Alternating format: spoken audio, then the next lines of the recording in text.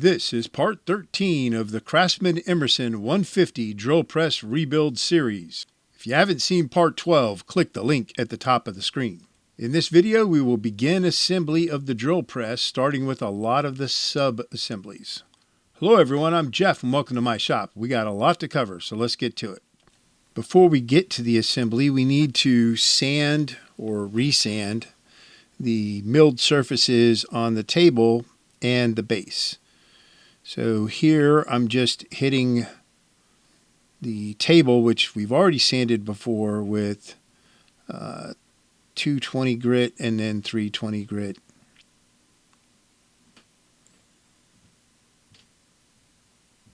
And we're sanding those bosses as well.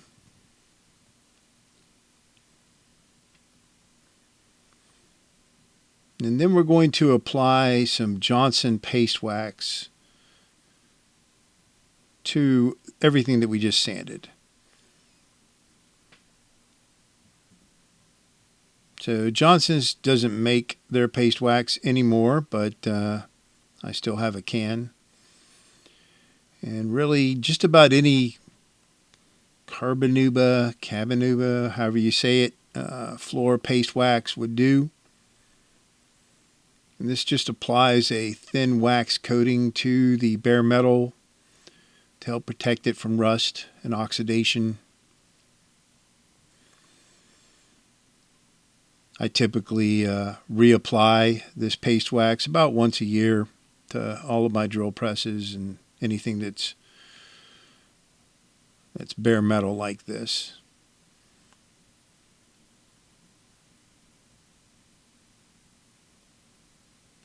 Then we'll just buff it off after we've applied it. So here we are with the base, and we never sanded this milled surface, so we're hitting this with some 100, and we're going to go 100, 120, 180, 220, and then 320.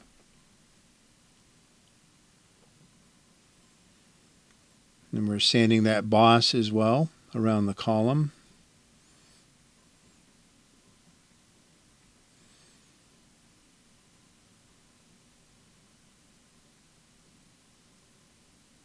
And once we've got all that sanded, we'll wipe it down with a paper towel, and then we're going to apply the Johnson's paste wax to these parts as well.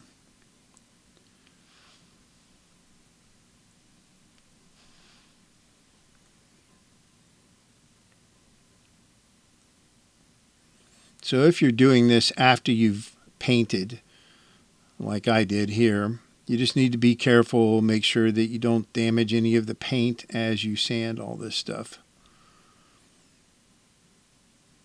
But it's raised, so you shouldn't have an issue.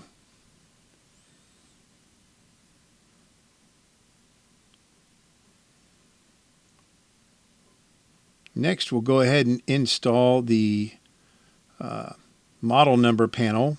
And I had this made up by a friend of mine over on Garage Journal Forum.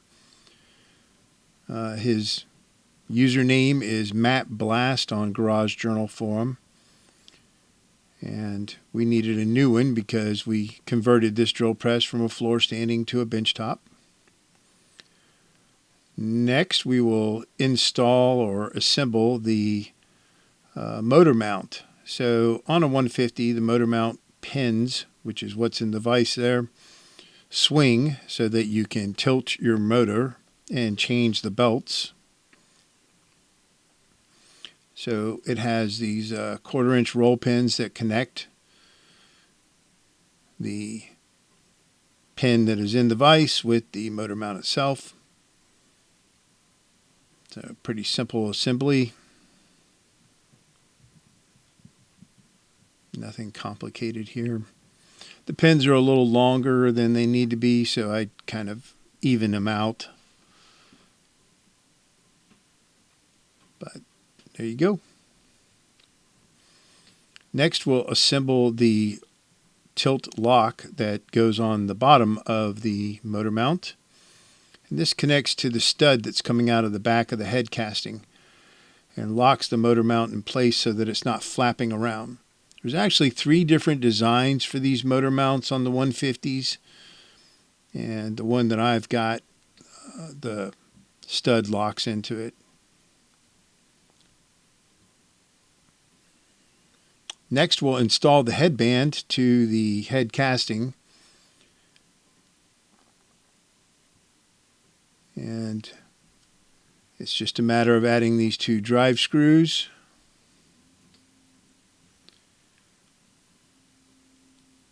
And there we go.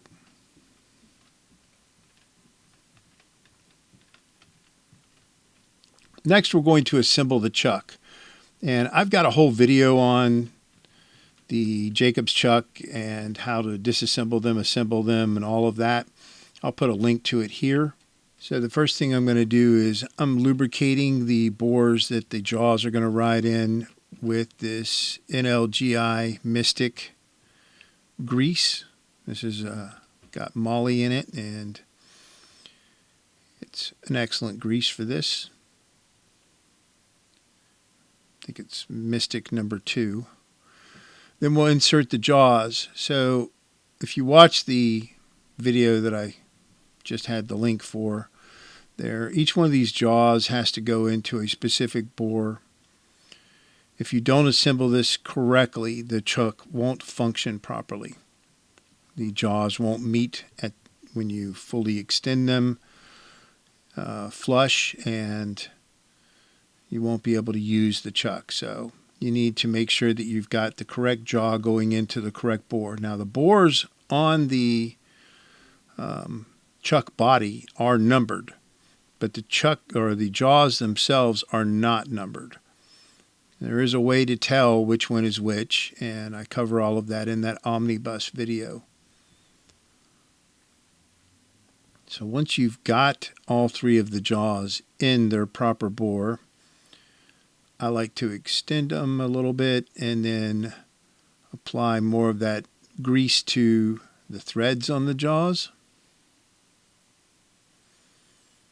And that center section, and that's where the split nut is going to go.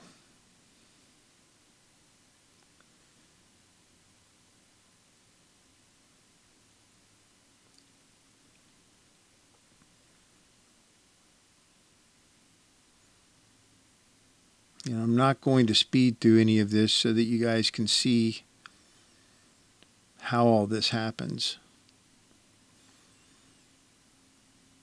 So you have to make sure you insert the split nut in its proper orientation and in the correct spot.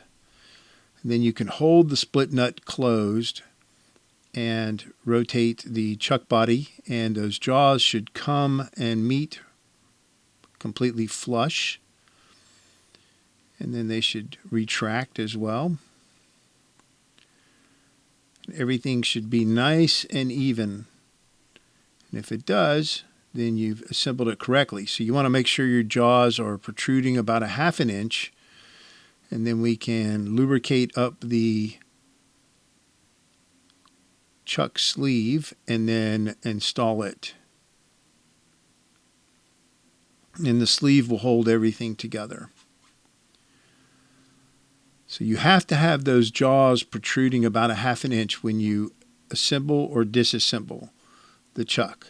Otherwise, you'll break off the teeth on the ends of the jaws.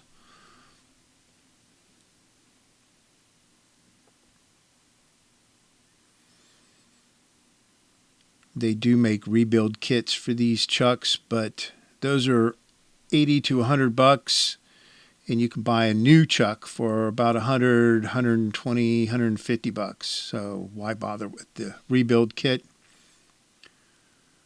And they still make this chuck, although it's not paneled on the sleeve, directly from Jacobs. So here we're going to use this vise to compress the sleeve onto the chuck. So I'm using an old sleeve, but any pipe that's got roughly the same inside diameter as the outside diameter of the chuck body would do. We'll just put all that in the vise and then compress it, and once it's fully seated, we can take it out and test the chuck, make sure everything is functioning properly. And we're good to go. Next, we're going to assemble the spindle pulley assembly. We are installing two Nachi 6205 bearings that are shielded on both sides. You slide the first bearing on, then you've got the sleeve, and then the second bearing. And then we've got the inner retaining ring.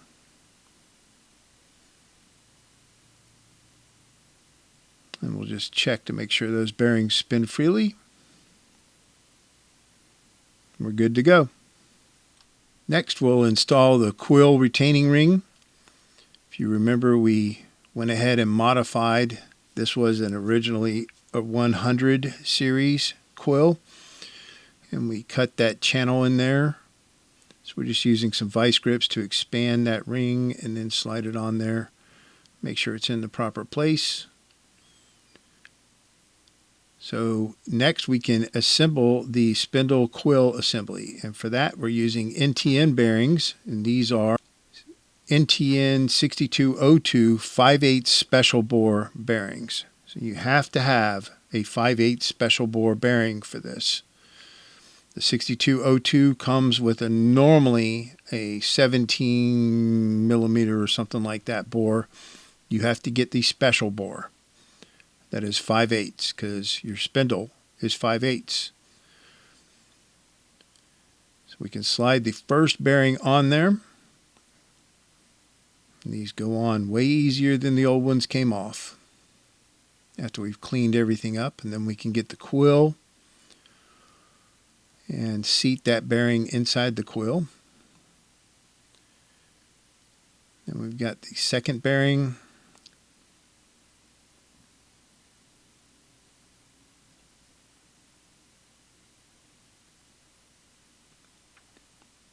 And then we've got that cone point set screw that we're going to preload on that Allen wrench. And we've got the metal washer, which is a spacer as well. Then we've got the rubber washer. And then we add the spindle collar, which is kind of convex on one side. That side needs to face away from the quill. So the flat part needs to face towards the quill. We align the set screw hole with the divot that is inside the spindle, and then insert that cone point set screw and compress the rubber washer as best we can with our thumb as we're pressing all of that closed.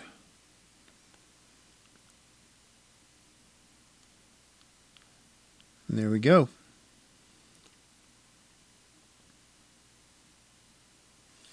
Next, we'll install the feed stop bracket, and this needs to be fully seated.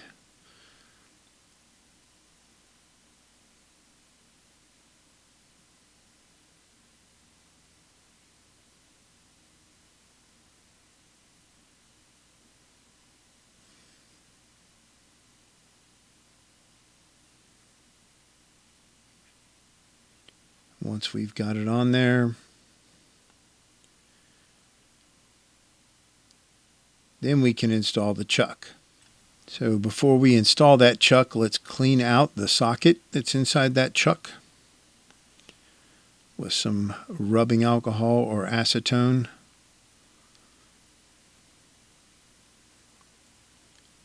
I've got a little bit of that super slick stuff sprayed in there, so I need to get that out of there.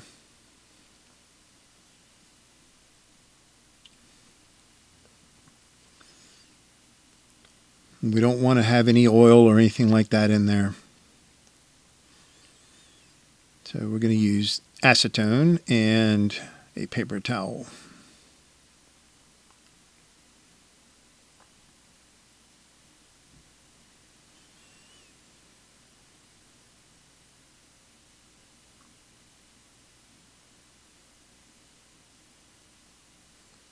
And I usually just put a Sharpie inside that paper towel, like so. And that lets me get down inside that socket pretty good. So if you recall, we had quite a time getting the chuck off of the original spindle, and Sometimes that can be rust, but a lot of times, especially from these old drill presses, there were people that used different types of compounds to kind of lock that chuck to the taper. Those are not necessary, and I would not recommend them. So we just slide the chuck onto the taper and then thread the safety lock collar onto the thrust collar of the spindle. Then we can go ahead and insert that screw inside the feed stop bracket. It gets a lock, washer, and then a nut. And I don't have the feed stop rapid adjust for the 150. Did not come with this drill press. So we're using a 100 series feed stop rod. And we'll use 100 series feed stops. We can go ahead and just get that started as well. Then we're going to head over to the vise and we will tighten the chuck down. So basically we'll just insert a large Allen wrench into the chuck jaws and tighten it in place, put that in the vise, and then we'll use a spanner wrench to tighten down that safety lock collar. And then we can remove the chuck from that Allen wrench and we are good to hook. Next, we're just going to assemble the hub and feed handles and knobs. So the knobs spin onto the handles and then the handles spin into the hub.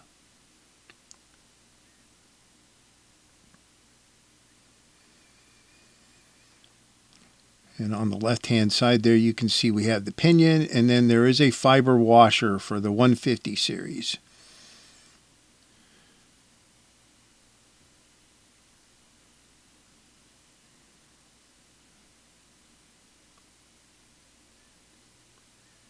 You have your pin on the right-hand side. That's that 1/4 inch by, I think, 1.5 inches or 1.25 inches long.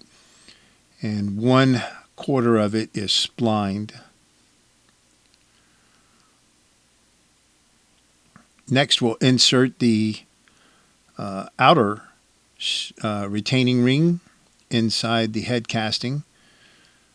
There's a channel that this rides in, and this acts as the rest. The bottom bearing on the spindle pulley assembly rests on top of it, and it keeps the spindle pulley assembly from going deeper into the head casting. So I don't have it sitting in that channel just yet, and once we get done fiddling with it, it'll rest in that channel. It's not a big deal.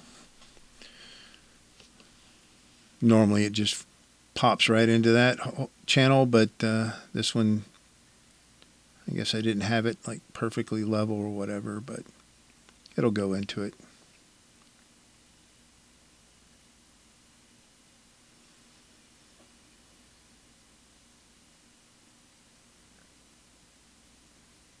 At first I thought maybe there's something inside the channel that's causing it not to snap in there, but no, it's just I don't have it lined up right.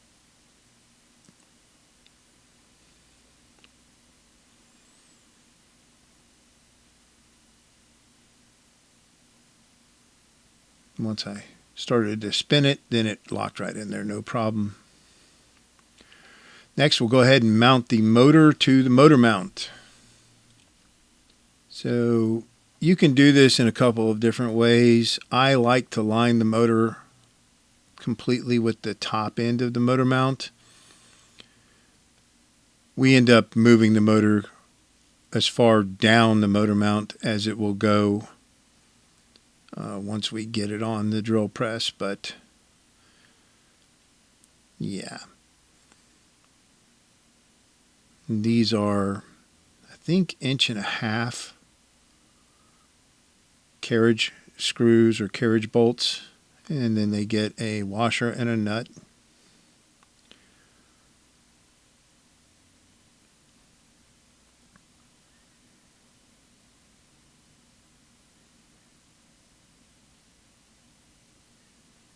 I think they're 5/16.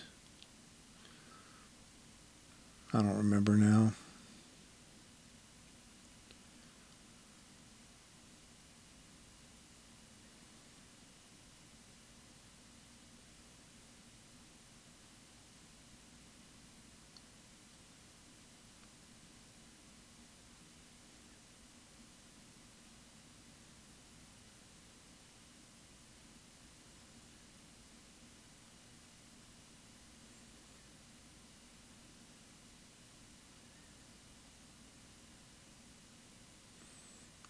So now we can tighten those down.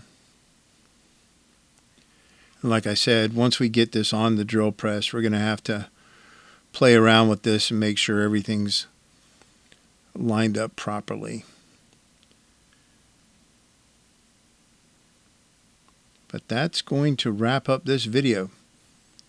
I hope you enjoyed it. If you did, please like and subscribe. Don't forget there are a ton of links in the description of the video with all of the manuals, wiring diagrams, all that kind of junk. In the next video, we will complete the assembly of the drill press. If you have any questions or comments, feel free to leave them down in the comments section. I answer them as often as I can. And as always, I appreciate the support, and I will see you guys next time.